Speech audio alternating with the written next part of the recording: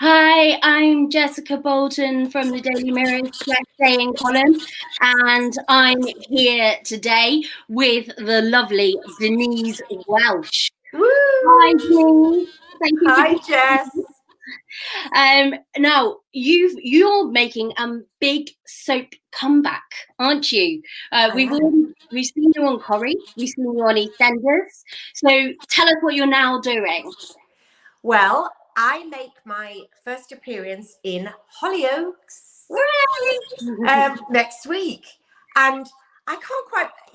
When you say soap comeback, it's funny, isn't it? Because it's 20 odd years since I was in Coronation Street. Yeah. But of course, it never seems that long. And at the minute, I'm catching up when I'm sort of like, been through what to watch on telly, and then I see some of the classic Coronation Streets come up. So I'm reliving my life when I had a jawline. So I'm able to watch all of those. I feel so honored to have been part of Coronation Street in its possibly most iconic days, or some of them. It's unbelievable to me that I was there with such greats. And then, of course, I did a tiny little foray into EastEnders in an episode written by one of my great friends, Darren Little. And that was as Alison Slater for one ep.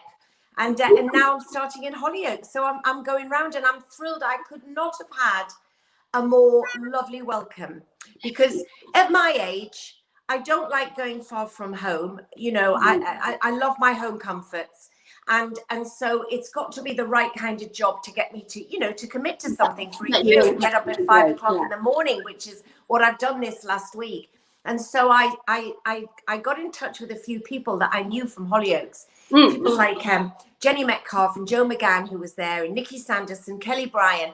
And I said, not to Nikki, but I said to the others, I said, a friend of mine has been offered a year's contract in Hollyoaks, and I just wondered if you could give me any inside info, in the hope that because it wasn't me, they would say if there was something that was really dodgy. And they all said, early mornings, this, that, and the other, the usual, kickball scramble sometimes, but they all said it was an incredibly happy place to work. And honestly, I think when you're driving to Liverpool at 6 a.m. in the peeing rain, in the darkness during a pandemic, and you've got a smile on your face, then you know it's a good job. Yeah, it's something that you're going to enjoy, and you'll be there. And like you say, yes, it has been a long time since you were on Corrie, but everybody still remembers that, and because you've got to be landlady of the Rovers, obviously. Well, I did, and that was such a big day, because you're doing a job, and you're getting up, and you've got your kids, or one kid at the time, and life goes on, and it's a job. But I always remember the day I was on the cobbles, and it was a scene where I think it was maybe Alec Gilroy gave me the keys to the Rovers Return. And I remember ringing my mum and dad and going, oh my God, I'm the landlady of the Rovers Return in Coronation Street. It was just, when you've grown up with Annie Walker and Bette Lynch, and and so that was really quite something. Quite something indeed. Now, in Hollyoaks, you're going to be playing Trish Miniver, which is the mother of Nikki Sanderson's character. Obviously, you and Nikki were in Corrie at the same time, weren't you? And I think Nikki was just 14 or something then. She was 14 or 15, and I was kind of 37. And something like that. And that is the age Nikki is now. Nikki's coming up 37, and I've known her since she was 14 years old. I mean, it blew my mind when she said that. Unbelievable. And so, although we didn't do a lot together in Coronation Street, we were really quite close. And we've stayed in touch over the years. So, playing her mom, it's kind of like we've lapsed very easily into this mother and daughter relationship, even though it's very fractious. It's not the smoothest running mother and daughter relationship, bearing in mind she hasn't even met Minnie Miniver, the granddaughter yet. So, and Trish is quite selfish and a little bit narcissistic and a little bit passive aggressive, but she's also very funny. So that's what appealed to me, that it's a multi-layered character, and it's going to be quite an explosive storyline. Now, I don't know how much we can give away, but what we do know, and I know today, you've got a toy boy. which is amazing because you have got a toy boy in real life, and now you get to have one on Hollyoaks as well. And we all know what the Hollyoaks hunks are like. I believe you were quite pleased when you saw Tom. Well, because you walk around, obviously there are less people interacting at Hollyoaks on a social level because we're filming brilliantly in very strict COVID conditions. But, you know, you will be sort of coming out of your dressing room and over there's some, and everybody is like a blooming supermodel, you know. And even if you're filming in the winter, Georgie and Nikki seem to have hot pants on. I did have it in my contract, no hot pants. I don't want to put that on the nation. So, but because I'm, you know, 62 now, and they told me that I would have a partner in it who was a bit of a bad boy. I don't know why, but well, I do know why, because I'm 62. Although I have a real life partner who's 15 years younger, I just in my mind pictured somebody who was a bit like somebody from Dad's Army or a bit like Arthur Daly. Because I thought I'd get somebody older than me. So when they told me that he was younger, and then and then they said, eventually they told me and rang me, and one of the producers said he's played by Tom Benedict Knight. And I'm sat in the car going through, and I went, oh, well done you, and well done me. Thank you very much. Thank you. I wondered if it was in your contract that you got a first refusal of who he's going to be. Well, it actually wasn't. Sadly, I would like to think I'm that powerful, Jess, but I'm not. But as you can see by the photo there, I was not disappointed. And of course, but because of, like I said, the strict COVID filming, we have to have constant temperature checks, and we have a 2-meter distancing. And the first ADs are coming out with the 2-meter pole, you know, it's really strict. And soon, you know, mask off filming, mask straight on, all of these sort of things, it's very strict. So obviously, Tom and I are having to play a very intimately connected couple. And what I love about this storyline, because I am, you know, Jess, I'm very much one for, I know it's a cliche, but empowering older women about feeling as good as they can about themselves. Yeah.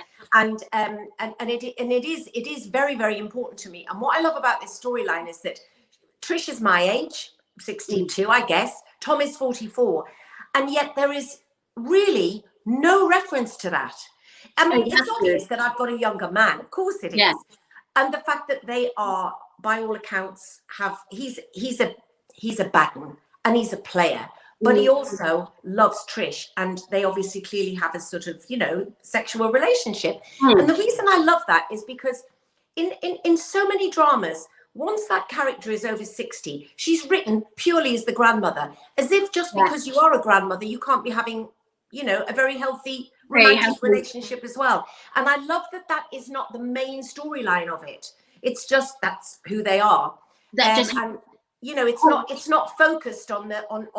So I kind of it gives older women something. I think it's quite important that, you know, because there's life in us old birds yet, you know. And it's not the crux of the story, which is important. The crux is not the age, absolutely. It's great. And Tom, I couldn't have wished for a better partner. He's a fantastic actor.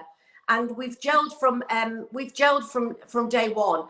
And it's really funny because it's like life mirroring art, because we were coming off set yesterday and Tom said,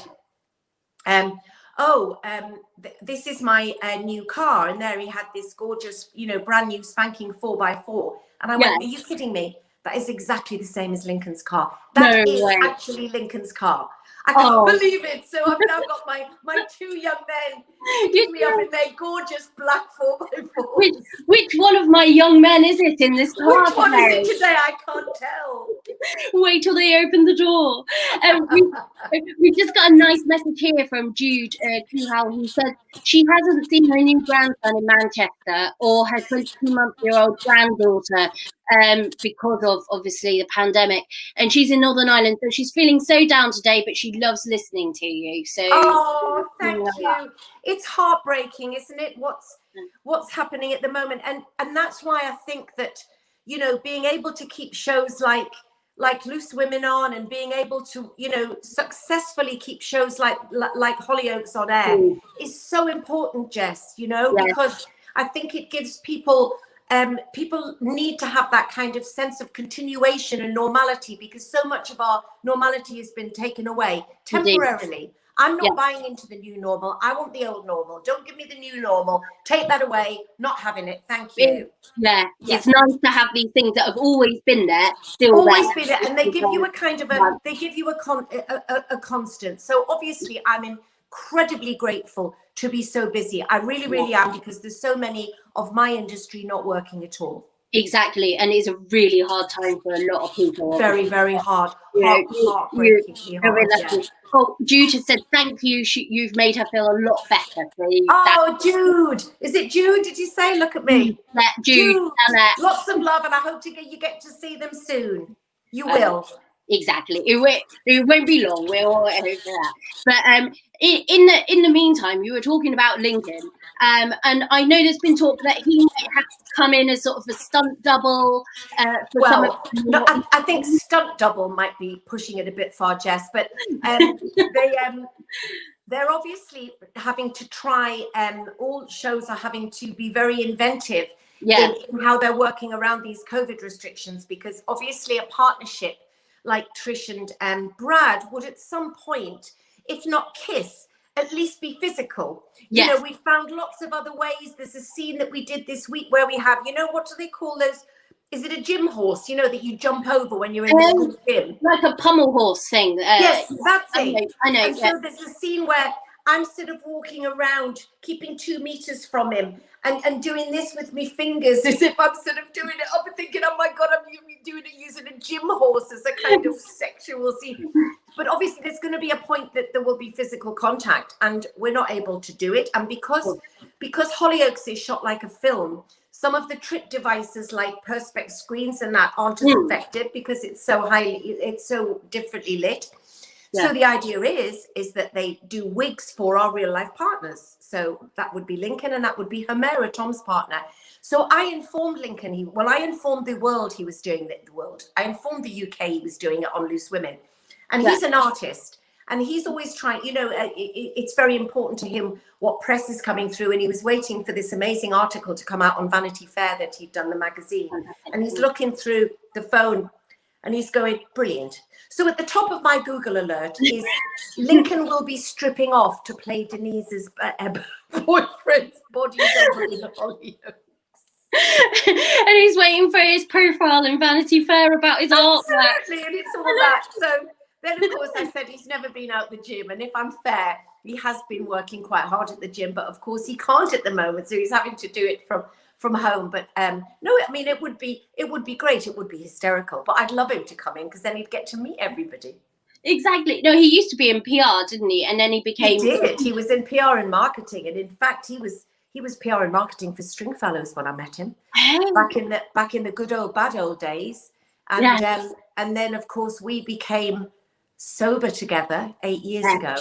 And our lives changed for the better in all sorts of ways. And Lincoln obviously had a clear head for the first time in many years. I mean, he was a functioning alcoholic, the same as me, and still managing to work. But, he did a very nocturnal job. And then I went to LA with my dad, and Lincoln picked up a paintbrush for the first time in a long time. And in 8 years, he's become an international contemporary artist, which is unbelievable. I recognise the style of it from looking at his other things. He's been commissioned by Michael Caine, or Sir Michael Caine, I should say. He's got fantastic clients now, hasn't he? He has, and he's been there. I mean, Lincoln's work is quite is quite dark.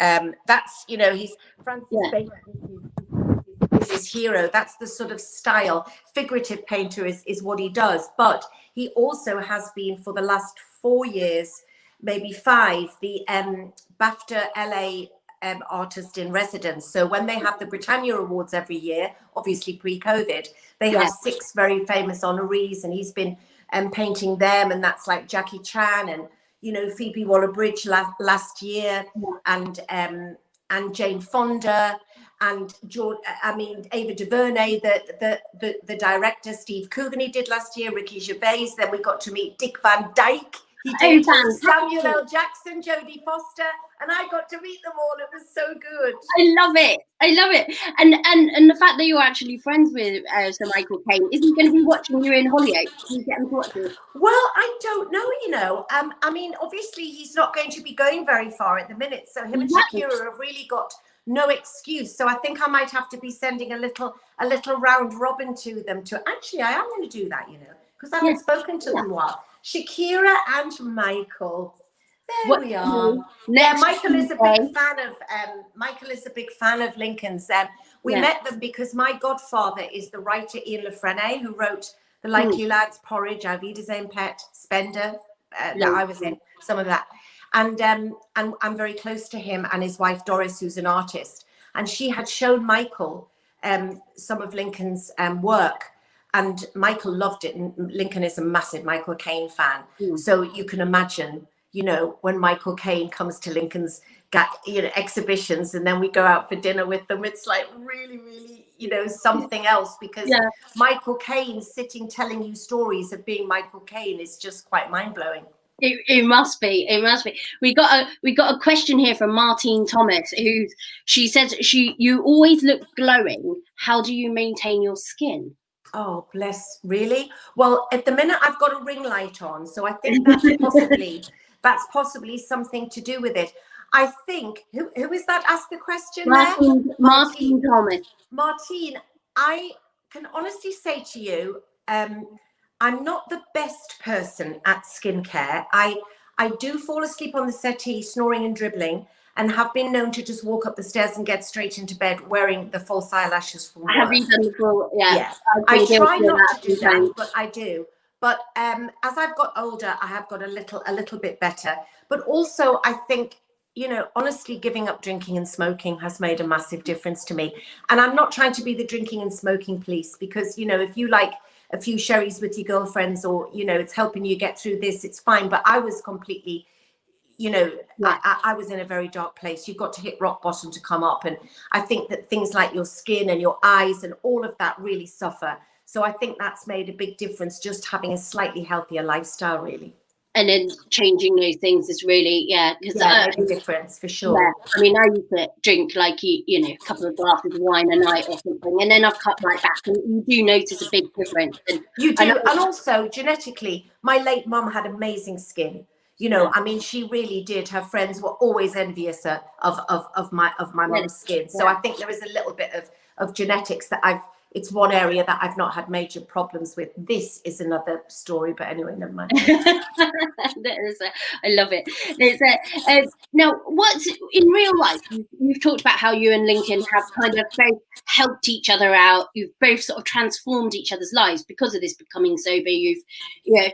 What is it like since you've been with him? Because it's now coming up to 8 years this year for your wedding anniversary. So I think we've been married 8.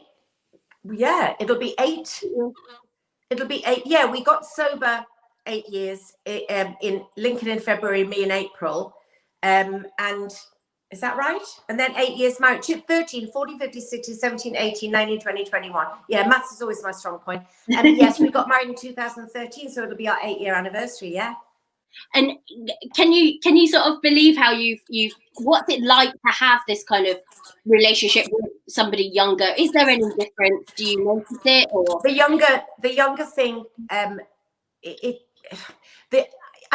again, it always sounds a cliche when you say, you know, him being younger doesn't really make a difference. It really doesn't, in as much as it's not something that we ever really discuss. I'm, you know, we'll make a joke about it, and I'll say something, and I'll say, oh, I'll be pushing the daisies up by then, or, you know, I say I don't need to go into a residential home because I've married my carer, and things like that. But, you know, Lincoln under no circumstances ever makes me feel like I'm older than him. You know, he loved the fact that I was older. He wasn't actively looking for somebody older, but he's always liked, he's always been very comfortable with older women. It's only sometimes when you say something like Jane Moore said to me yesterday on Loose Women, we were talking about you know, if you felt different now about how you would have felt 30 years ago. And she said, I mean, if you'd met Lincoln 30 years ago, do you think you would have been with him then? I said, well, he would have been 15, so not really. So, yeah.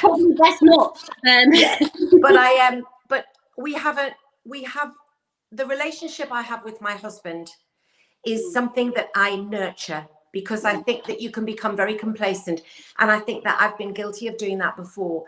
But it is so precious to me to have found this love late in my life, because I was what, 55 or something when I married him.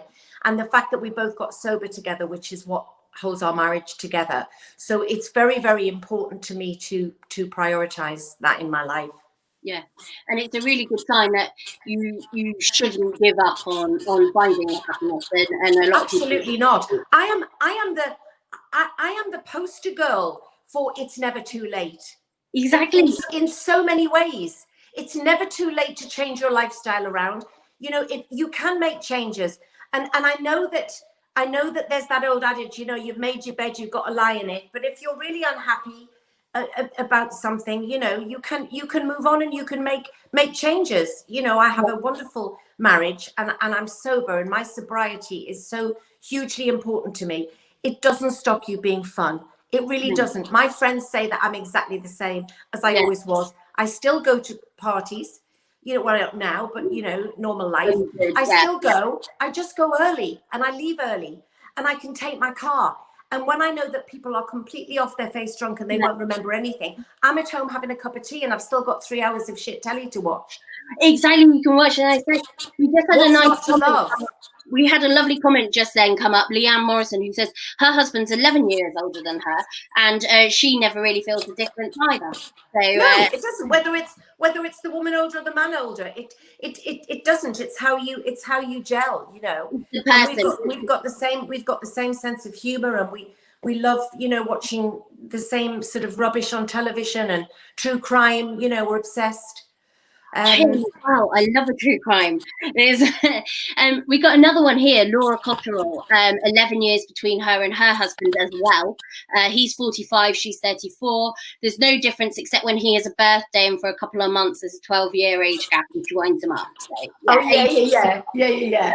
Yeah. But it does, you know, it really doesn't matter. I don't think anybody should judge anything. I mean, Carol's 22 years older than Mark, and he's obsessed with her. Yeah, exactly. I mean, that you've been having a great time since being back on Loose Women as well, haven't you? I have. You know, I've loved, the time was right when I left those years ago. I had nearly 7 years out, which I still can't believe it, because I think, what was I doing? But anyway, so 7 years out, it was right for me. And then when I was delighted to be asked back, you know, because it never was something that occurred to me about going back. You know, life was going on. I was happy, and they were happy, and whatever. But anyway, got asked back, and it's been absolutely fantastic. And I'm very lucky that Hollyoaks has a great relationship with Loose Women for myself and Kelly. That we can do both. There may have been a few less shows, because obviously the Hollyoaks schedule is very busy and is very changeable with all the, you know, all the various rule changes that keep going on. So it is changeable, but they work as hard as they can with my agent to make me be able to do it. So it's great. That's fantastic that you can carry on doing both. I mean, we got a message here from Anne Gregory. Do you have any scenes with other characters on Hollyoaks, not just Maxine and Brad? Yeah, yes, several. I just had a great scene today with Sally, who's played by Annie Wallace. Yes. And Annie and I knew each other she was reminding me many years ago in Corrie. She used to be great friends with someone who ran the old school house, which was our sort of bar. And Annie was working in computers in those days, before she became an actress in her mid-30s. Yeah. So it's been absolutely lovely to reconnect with her and to work with her today on this on this storyline. And I've had scenes with Tamara Wall and scenes with Kieran Richardson. Kieran's one of those people that I feel like I've known forever, because I've been around for so long, and obviously even in the Corrie days, these were all kids. You know, I did a thing recently with Kieran Richardson, and it's like, not Kieran Richardson, with Bloody hell, one Strictly Come Dancing last year. Oh, Kelvin Fletcher. Kelvin Fletcher. God. With Kelvin Fletcher. And it's like, oh my God, look at Kelvin Fletcher, this great big strapping, amazing hunk. And again, I've known him since he was little. Yeah. I'm being directed at the minute by a guy called Leon Lopez, who's one of the Hollyoaks directors. Love him. Known Leon since he was a kid. He came to my house when he was a young kid. He was involved in this project with Western Spirit that was a charity that Simon Weston, the Falklands hero, who was very badly burned, was involved in. And I was a patron, a vice president of that charity. And Leon came to my house when he was little to have a Chinese with a bunch of them. And it's like, it's been really lovely to reconnect with people. But I do feel how back in that kind of world, because it is such a lovely world, the soap world. I see you all at awards, you all chat to each other. There's no rivalry or anything. It's just a really nice, fun thing.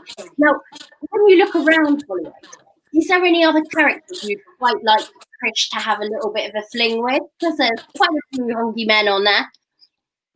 There's quite a few, but I don't want to sort of knock. I can imagine these young people going, "No, don't put ideas into their head."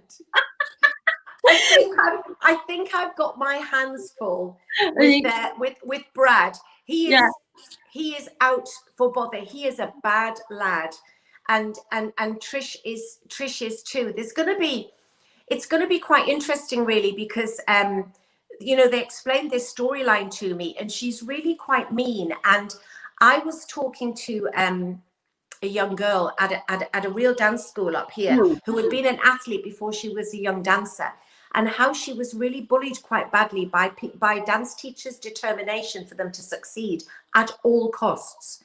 And it's starting to seep out now in the character with Maxine. And Maxine admits that her mum always put her to the back of the class. She would call her names like Matty Moo, as Maxie Moo. I actually call my Matty Moo, but actually Maxie Moo as in moo cow. She would make comments about her weight. And this is exactly what this young dancer girl said to me that would happen. She told me that when she was an athlete, that the girls who started to develop, the teachers were really cruel and would bully them.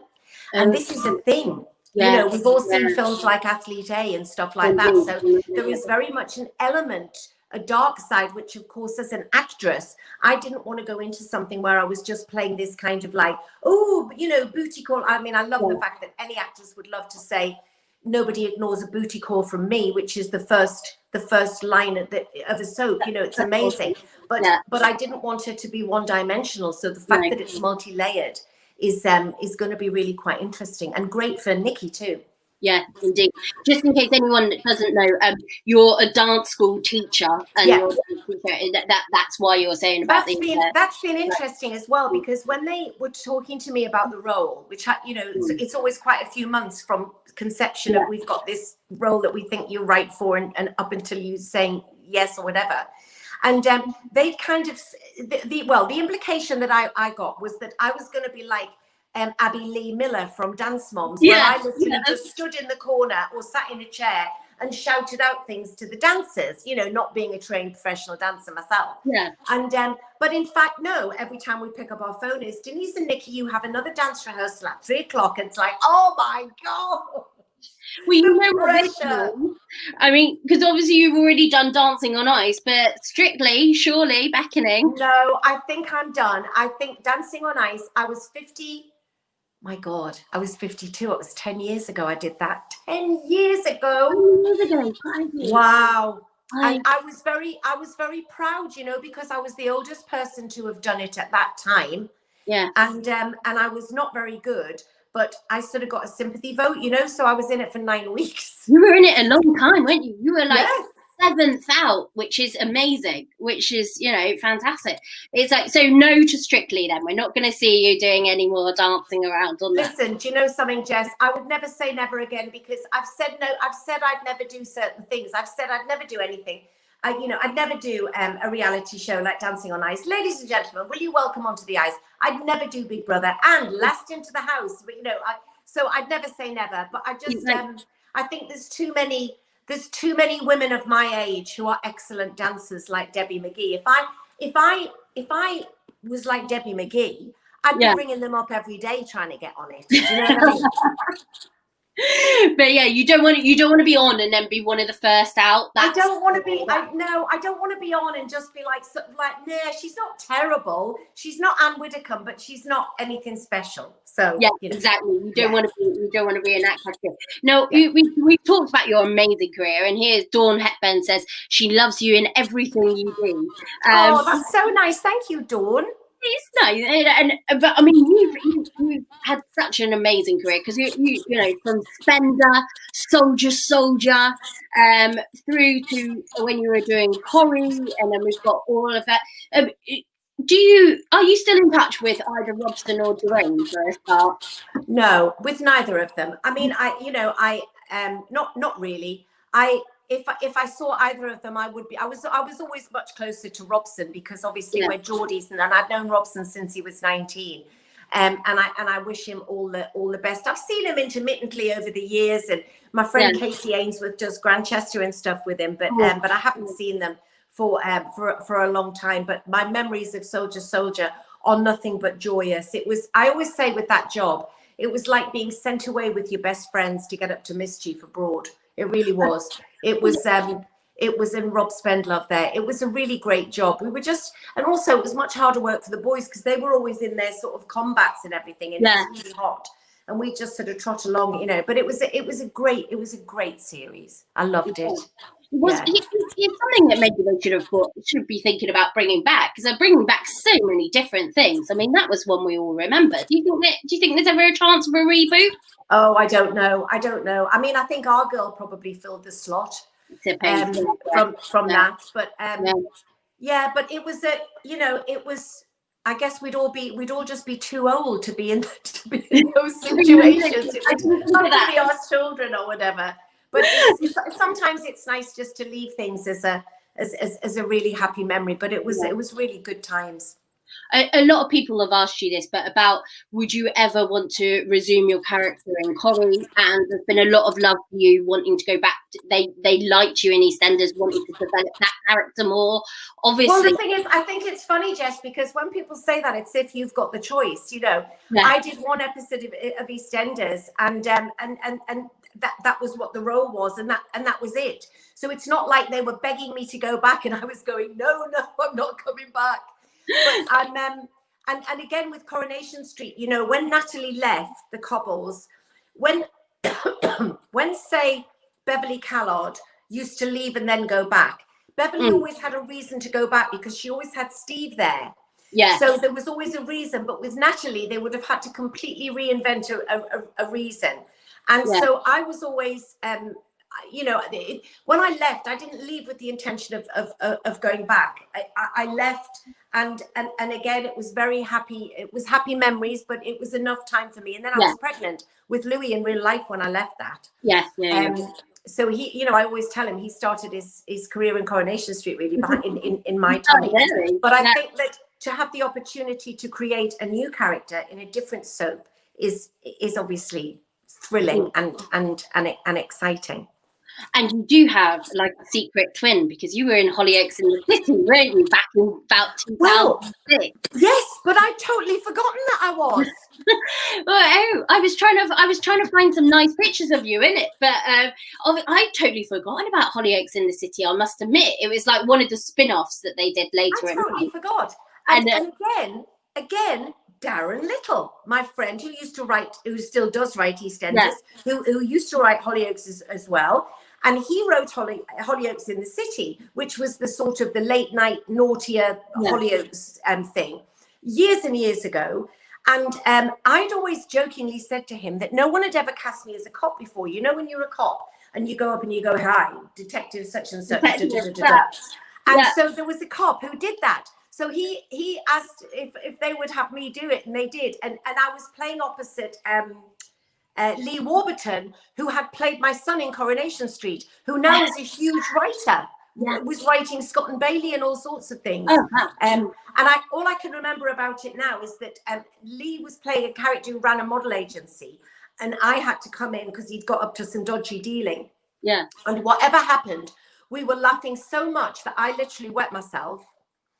And the director started to get really, really cross because every scene we did, we just had that voice because we were trying so hard not to.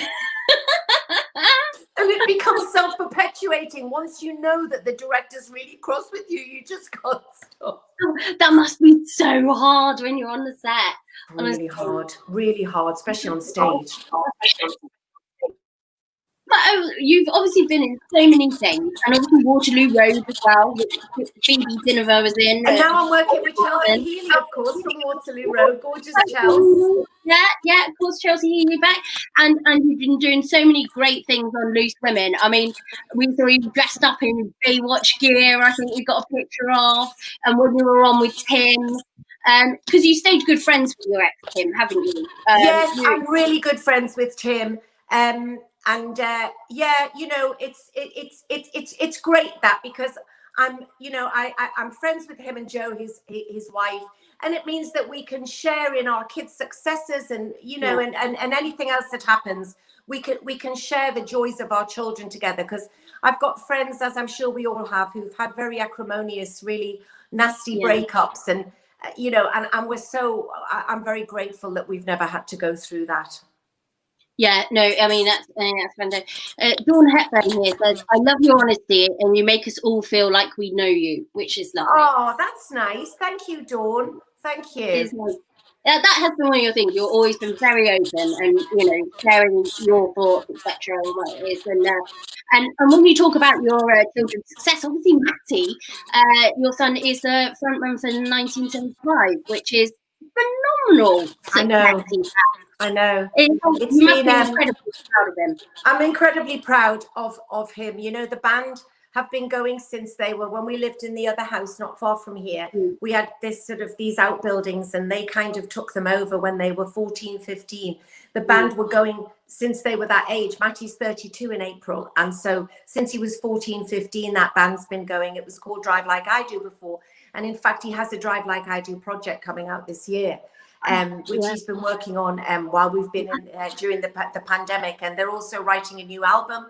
They've decided to not announce any tours for 2021. They've decided to wait till 2022 for that, because nobody knows what's happening, so they're concentrating on getting the new album out. He's got a lovely relationship with his girlfriend. Louis's been working, and for any actor to be working during this pandemic, he's done a moving on thing. He's done Emmerdale. They asked him to go back. He's just been doing that. So I'm really, it's great that my kids are working, and mentally they're really dealing with this very well. Which is really good, because it's good to be busy mentally. You know all about the mental health.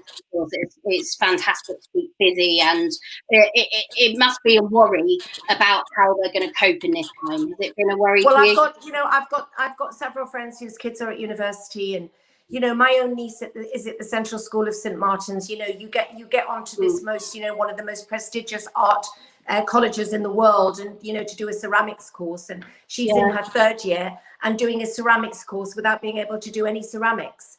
It's like what and how they're all adapting to this is quite amazing. But we have to remember that there's lots of kids who are really struggling mentally. This is not just a physical health pandemic, it's a mental health pandemic, and we really have to remember that as well, that it's and the repercussions are going to be felt for some time. So we have to all look out for those people. And that's why I said earlier about not being so quick to judge, because some people make decisions that might be just slightly outside of what we're supposed to be doing, but they're making them because they have no other options, not because they're just random rule breakers, Yeah, there's a lot. I mean, the mental health battles have been bad even before the pandemic. I mean, things have just been on the rise. So,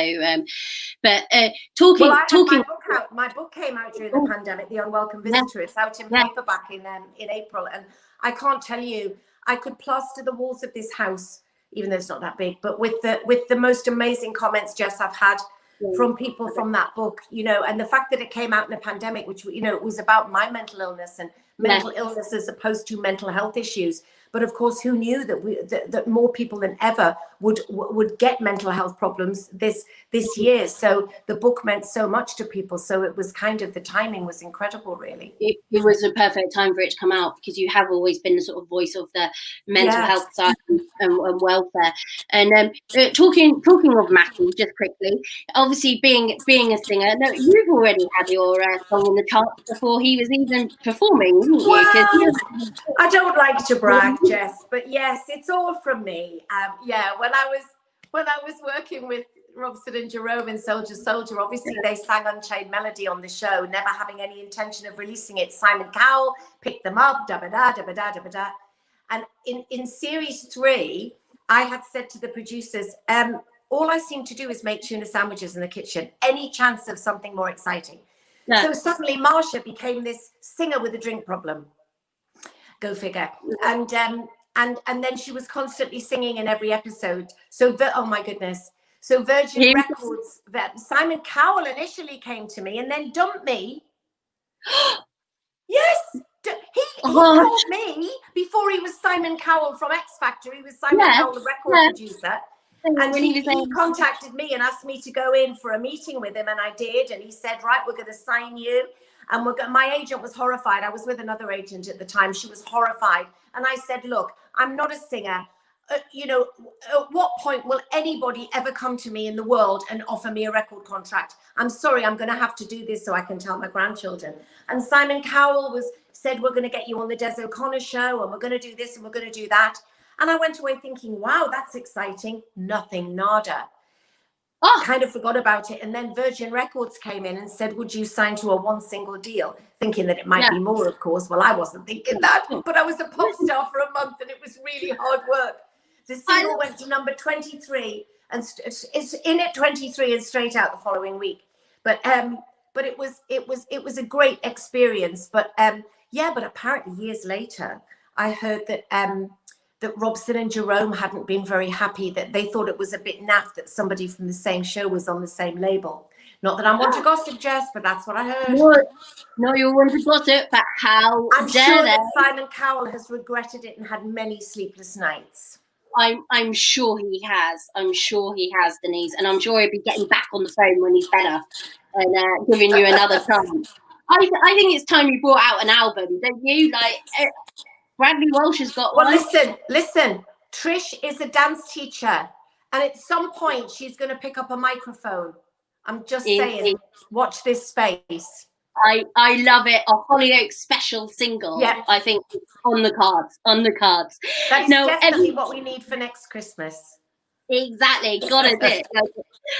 No, every week we like to talk about some of the top showbiz stories that have caught our eye this week.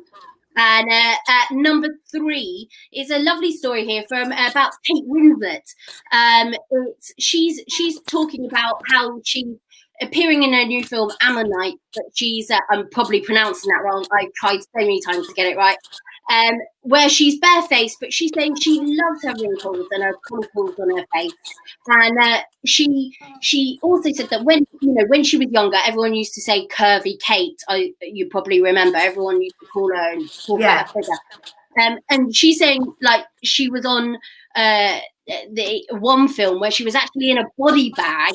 And she stopped and said, do I look big in this? And she realised how ridiculous that was, that she was worrying about. You've always been about body positivity, haven't you? Because I know you often put out your bikini pictures and everything. Yeah, I mean, I work with Lighter Life, and that's how I lost the weight. When I gave up alcohol,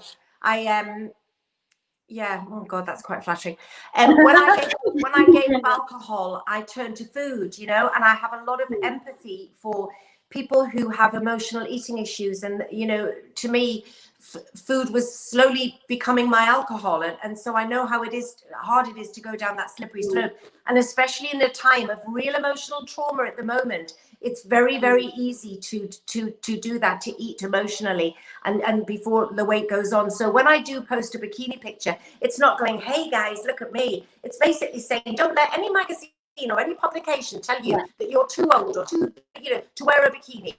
I've got bumps and lumps. I'm not, I'm a 12, I'm a 14 on the top. I'm not trying to be a size 8 or a 10 anymore, but I do try to make sure that I maintain a healthy weight. It's about a healthy weight. It's not just about looking good in tight jeans. It's about a healthy weight. It's about having a health. If you're unhealthily big, you're going to be prone to much more, serious illness. So, but I feel very comfortable in my skin at this age. I've had a year clear of my mental health issues. September 2019 was the last time I had an episode or a breakdown, as it would have been called, which is That's fantastic. For the book. And so things like that are much more important to me. I'm having the time of my life. I'm filming Hollyoaks. I'm filming a crime show. I'm doing Loose Women. Oh, and Denise, using the world events, my own life is great. Exactly, your own life is great. We're having we're losing you a little bit. It's a little bit cracked. I think we should have you back shortly. Can you hear me? I can't hear you. Got all croaky. You've gone fuzzy for me. A little bit of a technical issue, everybody. Hopefully people can hear us. Hopefully everyone can hear Denise. I'm just going to, it should be correcting. I've just heard from the producer. It should be sorting itself out. So apologies, everybody. You can't hear a word. Okay, and we're going to go straight to number one on the story. Number two was about Sex and City coming back. Go straight to number one, which is about Dancing on Ice is back on screens on Sunday, everybody. Denise, can you hear me now? Denise, we seem to have lost Denise completely now. We're having a little bit of a technical problem. Hopefully she'll pop back up in a couple of seconds.